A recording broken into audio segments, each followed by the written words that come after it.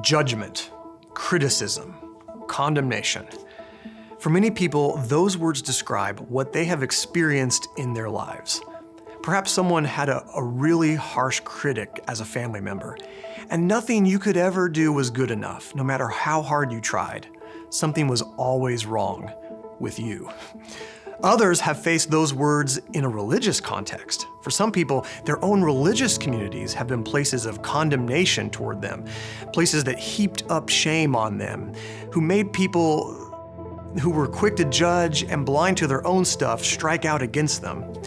It may be surprising to know that the Bible actually has two forms of condemnation, a good form and a bad form. The good form of condemnation is the condemnation of evil. For example, in the prophets, people were occasionally called up by God to announce condemnation on evil practices like exploiting the poor, turning their backs on God, or damaging immorality. But there are other passages in the Bible that tell us that there's an evil form of condemnation.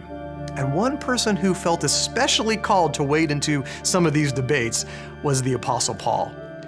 Earlier in Romans, Paul seems to say that when you think about it, all of us deserve some level of condemnation for the evil that we've participated in.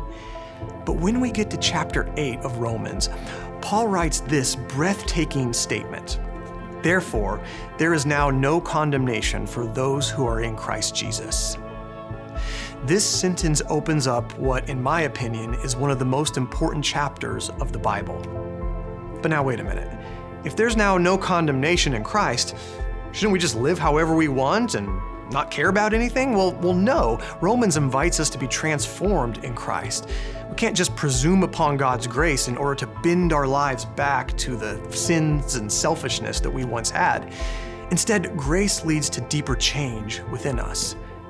And this begins by recognizing that there is now no condemnation in Christ. So, I wonder, how can you remind yourself today that there is no condemnation in Christ? Where do you need to write this down or plug it into your phone? Or maybe who do you need to text this to? The world has enough critics, self-proclaimed judges, or those who deal out condemnation. May God help us to take a better path.